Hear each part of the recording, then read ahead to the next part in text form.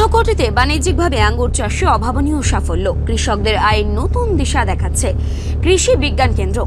ত্রিপুরার ঊনকোটি জেলার প্রথাগত কৃষির বাইরে গিয়ে আঙ্গুর চাষে এক নজিরবিহীন ও উল্লেখযোগ্য সাফল্য এসেছে। জেলা কৃষি বিজ্ঞান কেন্দ্রের অভিনব উদ্যোগে এবং আধুনিক বৈজ্ঞানিক পদ্ধতির মেলবন্ধনে এই অসম্ভবকে সম্ভব করা হয়েছে। মূলত জেলা কৃষি বিজ্ঞান কেন্দ্র, ICAR এবং পুনের NRCG এর যৌথ ব্যবস্থাপনায় ও নাবার্ডের আর্থিক ও পরিকাঠামোগত সহযোগিতায় গোটা জেলায় এই পরীক্ষামূলক আঙ্গুর চাষের বিশেষ কর্মসূচিটি পরিচালিত হচ্ছে। ঊনকোটি জেলা কৃষি বিজ্ঞান কেন্দ্রের বিশিষ্ট উদ্যান বিজ্ঞানী ডক্টর রতন দাসের প্রত্যক্ষ তত্ত্বাবধানে এই পুরো চাষ প্রক্রিয়াটি সম্পন্ন হয়েছে। উদ্যান বিজ্ঞানী ডক্টর রতন দাস এই অভাবনীয় সাফল্য প্রসঙ্গে অত্যন্ত আশা প্রকাশ করে জানান যে সঠিক ও আধুনিক কৃষি পদ্ধতি এবং নিবিড় বৈজ্ঞানিক পরিচর্যা গ্রহণ করার ফলে ঊনকোটির আবহাওয়া মাটিতে অত্যন্ত সফলভাবে এবং উন্নত মানের আঙ্গুর ফলানো সম্ভব হয়েছে।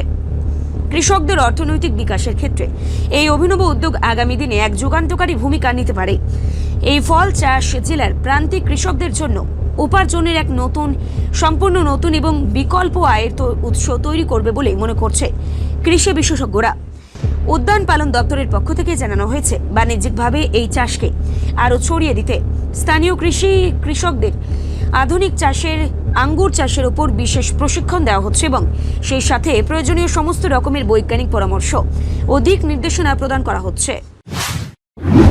ত্রিপুরা রাজ্যে তো নর্মালি আঙ্গুর চাষ হয় না, যদিও 2002 সালে ঊনকোটি ছন্তৈল মডেল অর্চার্ডে তৎকালীন অ্যাসিস্ট্যান্ট ডাইরেক্টর শ্রী প্রতাপ চন্দ্র দাসের তত্ত্বাবধানে আঙ্গুর চাষের একটা পরিকল্পনা শুরু হয়, কিন্তু তা টক আঙ্গুর রূপে প্রতিফলিত হয়। পরবর্তী সময়ে যখন ঊনকোটি কৃষি বিজ্ঞান কেন্দ্র আমরা ইনিশিয়েটিভ নেই 2024 সালে অগাস্ট মাস থেকে, তো আমরা national research centre for grapes পুনের সাথে কমিউনিকেট করে আমরা নর্মাল যেসব ভ্যারাইটি এখানে সুইটেবল হবে তার মধ্যে থেকে আমরা ভ্যারাইটি সিলেক্ট করি, সেই জাতগুলো আমরা ত্রিপুরা রাজ্যে নিয়ে আসি। তৎসঙ্গে নাবার্ড আমাদের সহযোগিতা করেছে, আর ন্যাশনাল ডাইরেক্টরেট অফ হর্টিকালচার আমাদের ফান্ডিং করেছেন। তা থেকে আমরা বিভিন্ন জাতকে আমরা ট্রায়াল দিয়ে দেখা যায় যে একটা জাত খুব ভালো পারফর্ম করছে, কিন্তু মিষ্টতা বর্ধন করার জন্য আমরা ডিফারেন্ট ট্রিটমেন্ট, আমরা টোটাল 8 রকমের ট্রিটমেন্ট আমরা দিয়ে থাকি।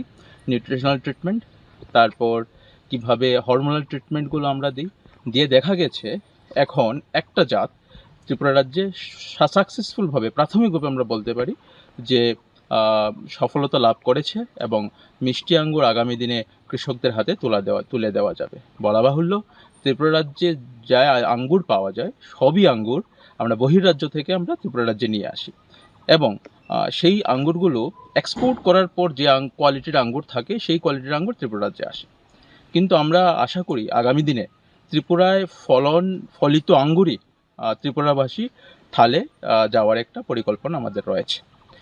তৎসঙ্গে আরও বলা যায় যে আগামী দিনে আমরা এই রিসার্চ কন্টিনিউ করছি, নাবার্ড আমাদের ফান্ডিং দিচ্ছে। 18টা জাত আরও আমরা ত্রিপুরা রাজ্যে নিয়ে আসছি, সেগুলো আমরা ট্রায়াল করব। নতুন নতুন টেকনোলজি যেগুলো আছে সেগুলো আমরা অ্যাপ্লাই করে আমরা দেখব যে কোন জাত আরও ভালো পারফর্ম করে, সেই জাতগুলো আমরা কৃষকদের হাতে তুলে দেব।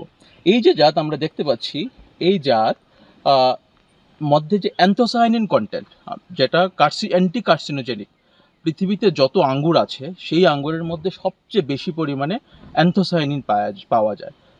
আরও বলা উচিত যে এই আঙ্গুর থেকে অ্যান্থোসায়ানিনের ক্যাপসুল তৈরি করা হয়, সেটা হলো মেডিসিনাল ভ্যালু। তাছাড়াও মিষ্টি আঙ্গুর আমরা ত্রিপুরা রাজ্যে কৃষকদের হাতে তুলে দিতে পারবোই না আগামী অদূর ভবিষ্যতে, তাতে আমরা সন্তুষ্ট। রিপোর্ট সংবাদ প্রতীক্ষা।